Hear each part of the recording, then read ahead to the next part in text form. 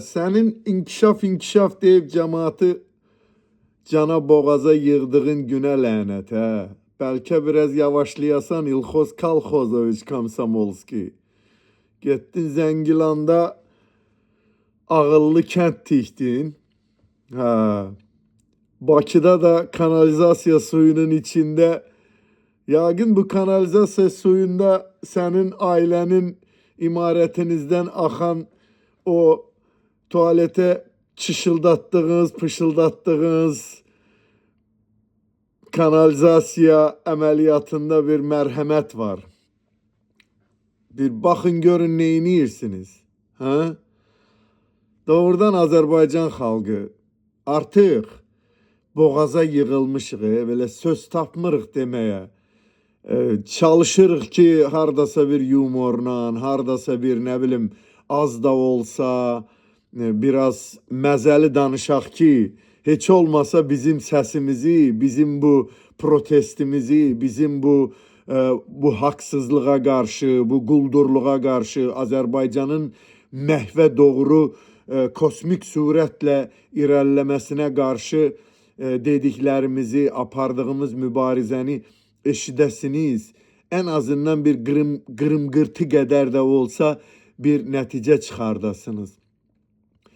Biz artıq bilirik da bu deputatlardır, nə bilim məmurlardır, nazirlərdir, icra başçılarıdır, nə bilim balaca JEK müdürləridir. Artıq Azərbaycanın en azından bir 40-50% bu sülalənin dalına qabağına girib belə irəli gedirlər bunlarla.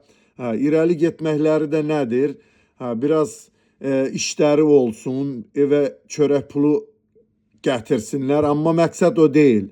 Azərbaycanı talamaqda bir hissə olsunlar. Bu talanda bir yer tutsunlar. Çünki talanda daha çox pul var, daha zəngin olmaq şansı var və ona görə də yağlanmış, yağlanmamış, nə bilim 32-72 sabunuyla sabunlanıb Əliyevlərin, Paşayevlərin, nə bilim başqa nazirlərin dalına qabağına girən bu şərəfsiz yığını nəticə çıxartmır.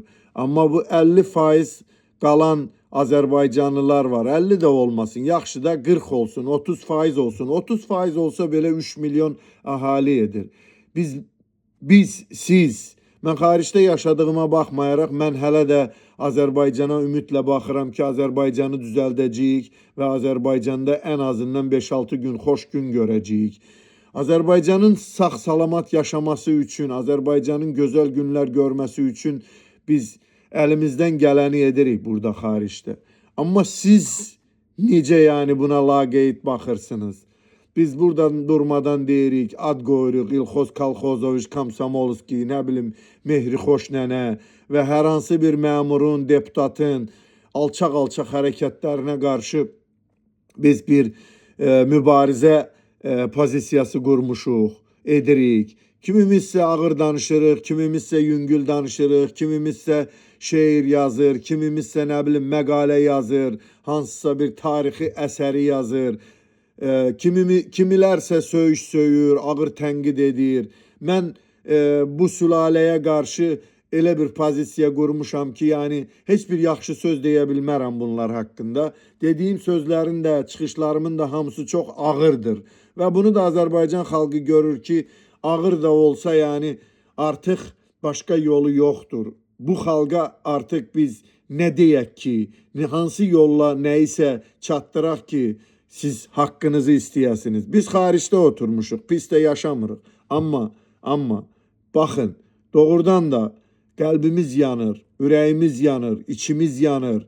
Normal deyil, vallah normal deyil. İnanın, bu yaşayış normal deyil. Siz nə qədər yəni siz susacaqsınız, qorxacaqsınız. Bu sizin həyatınız deyilmi?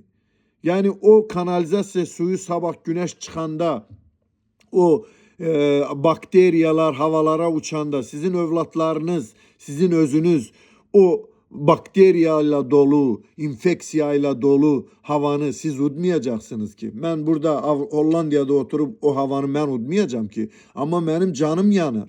Bunu siz anlayır mısınız? Mənim canım yanır. Nəysə, hər dəfə deyirik, yumorla, nə bilim ağır sözlərlə, kimlərsə söyüşlə çalışırıq ki, Azərbaycan xalqına yaxşı yaşayış olduğunu çatdıraq. İstəmirsinizsə istəməyin də, bizdən bu qədər.